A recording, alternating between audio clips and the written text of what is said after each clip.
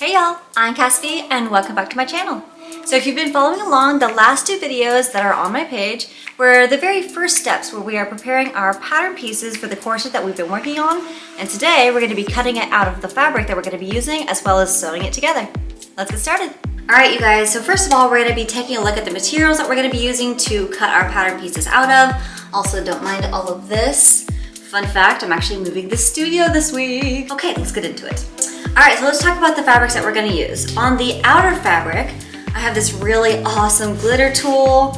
I don't know if you guys can actually see this, but this is seriously beautiful. It's got this fantastic weight and drape to it. And this is more of like a snow white or an optic white. So in some lights it can give off blue, but this is really high quality, like a mesh tulle, bridal tulle that's got glitter on it. So it translates really beautifully. So this is going to be our outer fabric. So what we're also going to do with that tulle is we're going to interface it because it is a little bit thinner. So what I have here is an entire bolt of lightweight, mid to lightweight fusible interfacing, which means that we're going to cut the exact same pattern pieces out that we are the fashion fabric, and we're going to interface those pieces.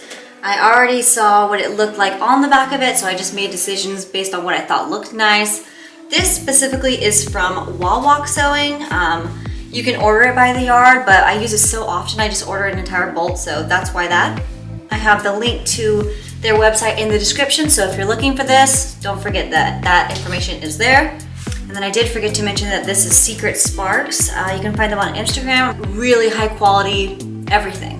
They've got everything that's just really very, very nice. All right, so lastly, let's talk about our lining fabric. So I'm gonna be using this really fantastic, this is also Snow White or an optic white. This is a silk stretch charmeuse, excuse me. It's nice and stretchy, which is really good for liner, and it's really got a clean finish to it, so this translates very, very expensive. So that's gonna be our liner fabric. We're gonna have our fashion fabric, which is the outer fabric, and then ultimately our stabilizer in the middle. So let's lay out our pattern pieces. All right, so let's go ahead and just remove these fabrics to start with, and we're just going to layer each one. I like to cut them out all at the same time. You don't have to do it this way, but this is just what I'm gonna do, so. All right, so let's talk about what I'm looking at right now. So our fashion fabric, which is this great glitter tulle, this is a stretch tulle. I wanted to use a stretch tulle because it's a form-fitted gown, ultimately, that I'm going to be making. And so this is just helpful across the board. For the bodice, the stretchier side is what's gonna go from side to side, because if you think about it, you want your fabric, your garment to stretch sideways so that you can sit into it nicely. You just don't want it to stretch up and down unless it's a four-way stretch, and that's a different scenario. Because if it stretches mostly up and down, you can ultimately end up with a garment that kind of sags to the side. So you can find this by pulling it. You see that that is stretchier than this. So that means this is the grain line, and that's how we're gonna cut out our pieces. So let's fold this.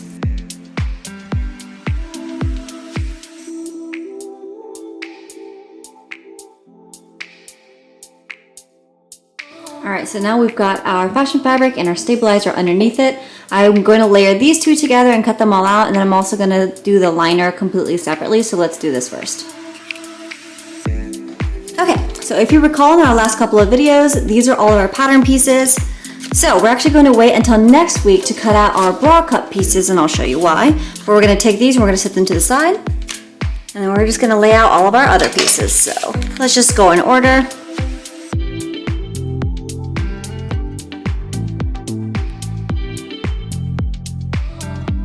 So at this point, I'm actually going to trace around all these pieces. This is a pretty thick cardstock, so instead of pinning it, it'll make it last longer if I trace around the outer edges, and I'm just gonna use my marker's chalk to do that. I got this chalk from Amazon, and I have a storefront available, so if you're interested in a link to this just regular seamstress chalk, I have this listed on there.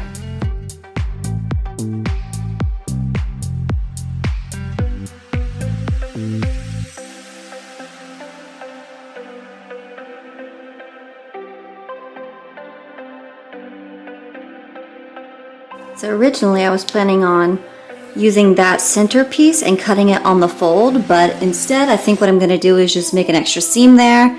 Because of how stretchy the fabric is, I wanna be able to have a boning channel go up that center section as well. So I just made that last minute decision. So sometimes you'll find that you'll make those types of decisions as you go along. And you will find that as you are in charge of making the puzzle and putting it together, sometimes you have to change it in during the middle of it in order that everything gets sewn together nicely.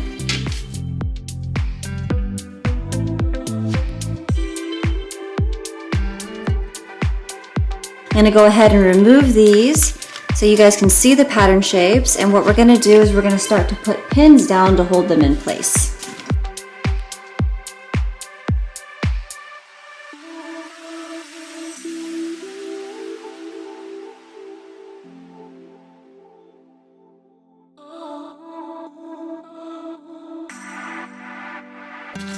Now I'm going to go to the top and we're going to trace our top pieces.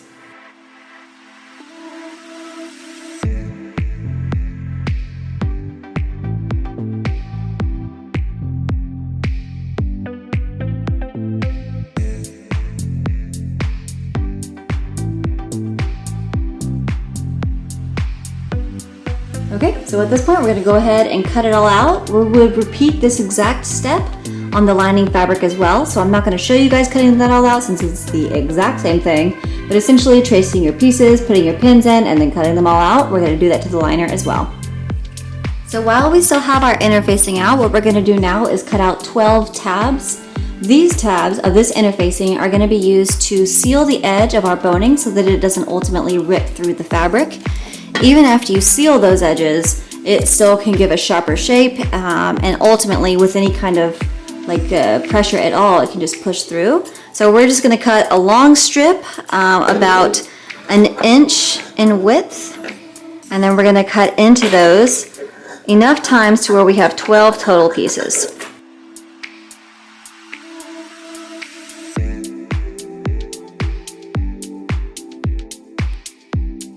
Here we go, I'm going to cut these. There's one.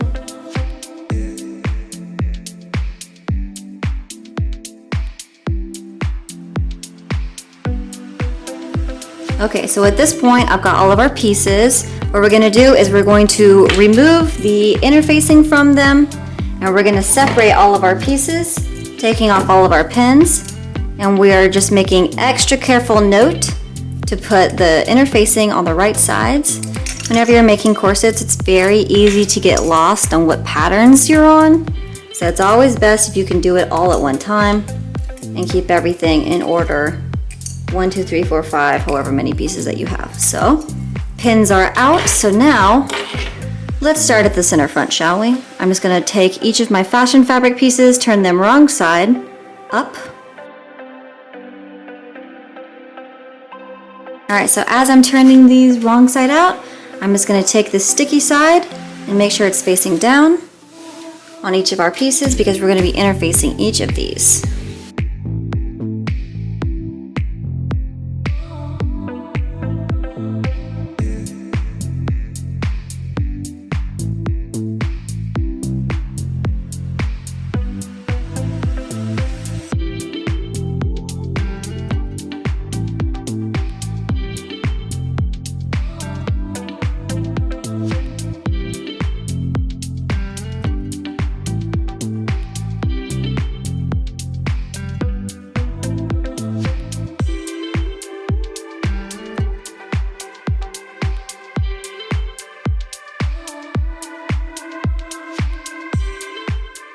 Okay, so at this point, all we're gonna do is we're just gonna apply a little bit of heat from our iron to all of our pieces, one right after the other, and then ultimately we're gonna stitch up all these seams.